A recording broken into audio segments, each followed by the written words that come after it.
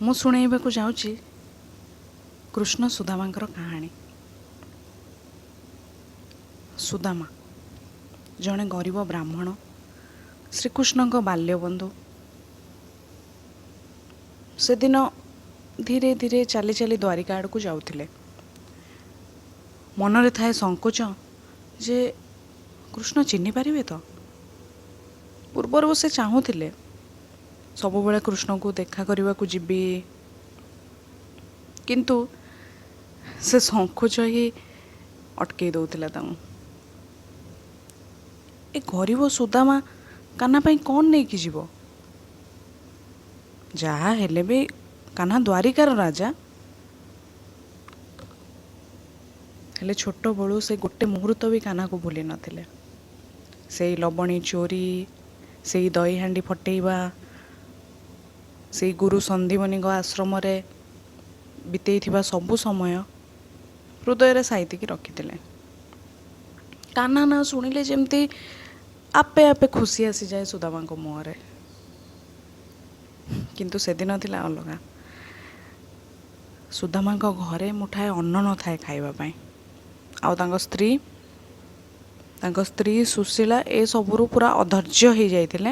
ଆଉ ସୁଦାମାଙ୍କୁ କହିଲେ, ତୁମ ବନ୍ଧୁ ଦ୍ୱାରିକାର ରାଜା ଆଉ ତୁମ ବାଲ୍ୟ ବନ୍ଧୁ, ଆମ ଘରେ ମୁଠାଏ ଅନ୍ନ ନାହିଁ, କେବେ ତ ସାହାଯ୍ୟ ମାଗ ତାଙ୍କୁ। ଏକଥା ଶୁଣି ସୁଦାମା ସମ୍ପୂର୍ଣ୍ଣ ଚୁପ୍ ଥିଲେ। ତାଙ୍କ ସ୍ତ୍ରୀ କଥାରେ ସାହାଯ୍ୟ ପାଇଁ ଯିବା ପାଇଁ ରାଜି ହେଇଯାଇଥିଲେ ସତ, ହେଲେ ମନରେ ଥାଏ ବହୁତ ଦ୍ୱନ୍ଦ୍ୱ। ସେ ଚାହୁଁନଥିଲେ କି ବନ୍ଧୁତ୍ୱ ଭିତରେ ସ୍ୱାର୍ଥ ଆଣିବା ପାଇଁ। ହେଲେ ସମୟ ବି କେବେ କେବେ ମଣିଷକୁ ବାଧ୍ୟ କରିଦେଇଥାଏ। ସେଦିନ ସେଇ ରାସ୍ତାରେ ସବୁ ଦୁଃଖର ଭାର ସହ ମୁଠାଏ ଚାଉଳ ଭଜା ଉପହାର ଥାଏ ଗାମୁଛାରେ। ସୁଦାମା ଭାବୁଥାନ୍ତି, ସୁଶୀଳା ବିନା ଗଣ୍ଠିଲିରେ ଚାଉଳ ଭଜା ଦେଇଛି ଦ୍ୱାରିକାର ରାଜାଙ୍କ ପାଇଁ। କେଜାଣି ବୁଝିବ କି ନାହିଁ କାହ୍ନା। ଏତିକି ଭାବନା ସରୁ ସରୁ ଦ୍ୱାରିକାର ରାଜପ୍ରସାଦ ଆଗରେ ପହଞ୍ଚିଗଲେ ସୁଦାମା। ଦ୍ୱାରପାଳକୁ କହିଲେ, ଟିକେ କାହ୍ନାକୁ ମାନେ ଦ୍ୱାରିକାର ରାଜାଙ୍କୁ ଦେଖା କରିଥାନ୍ତି। ଦ୍ୱାରପାଳ ଟିକେ ସୁଦାମାଙ୍କର ଗରିବ ମଇଳା ବସ୍ତ୍ର, ପାଦରେ ଖାଲି ପାଦ, ଏସବୁ ଦେଖି ହସ ହସ ମୁହଁରେ କହିଲେ, ଭାଇ ତମେ କିଏ? ସୁଦାମା କହିଲେ, ରାଜାଙ୍କୁ ସୁଦାମା ବୋଲି କହିବେ। ଦ୍ୱାରପାଳ ଭିତରକୁ ଗଲା। ବହୁତ ବିଳମ୍ବ ଦେଖି ସୁଦାମା ଭାବିଲେ ବୋଧହୁଏ କାହ୍ନା ଜାଣିପାରିଲାନି। ସେପଟେ ସୁଦାମାର କାହ୍ନା ହଳଦିଆ ପୀତାମ୍ବର ବସ୍ତ୍ର ପିନ୍ଧି, ମୁଣ୍ଡରେ ମୟୂଳ ଚୂଳ ଲଗାଇ, ଶ୍ୟାମଳ ଶରୀରେ ହସ ହସ ମୁହଁ ରାଜଦରବାରେ ଅପେକ୍ଷା କରିଥିବା ଦ୍ୱାରପାଳକୁ ପଚାରିଲେ, ହଁ ଦ୍ୱାରପାଳ କୁହ, କିଏ ଅଛନ୍ତି ଏବେ ଦେଖା କରିବା ପାଇଁ?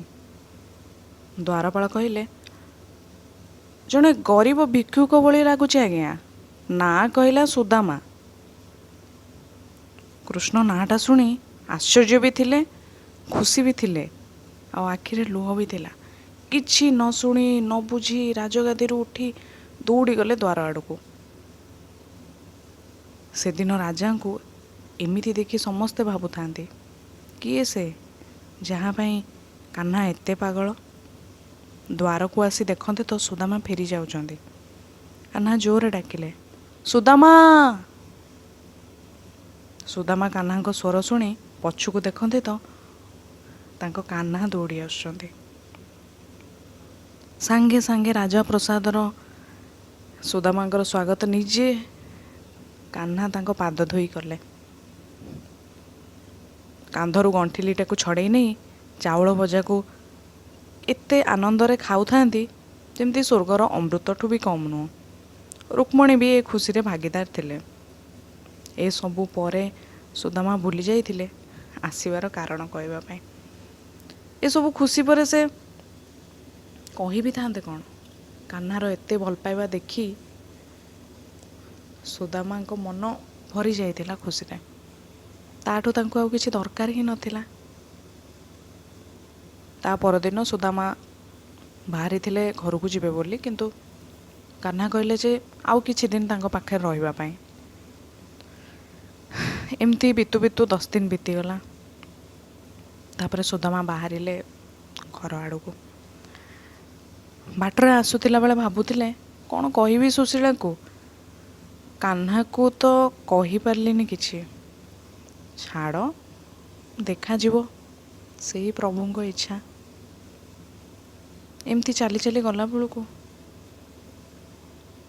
ସୁଦାମା, କିନ୍ତୁ ଏ କ'ଣ? ତାଙ୍କ କୁଡ଼ିଆ ଘର ସ୍ଥାନରେ ଏତେ ବଡ଼ ରାଜପ୍ରସାଦ। ସାମ୍ନାରୁ ସୁଶୀଳା ଦୌଡ଼ି ଆସନ୍ତେ ସୁଦାମାଙ୍କ ପାଖକୁ କୁହନ୍ତେ କି ଗୋପାଳ ବୋଲି ଗୌଡ଼ ପିଲାଟିଏ ଆସିଥିଲା, କହିଲା ସୁଦାମା ଗୋସାଇଁ ପଠେଇ ପ୍ରସାଦ ବନେଇ ଦେବା ପାଇଁ। ଆଉ ସୁଦାମା ଥିଲେ ଠିକ୍। ଆଶ୍ଚର୍ଯ୍ୟ।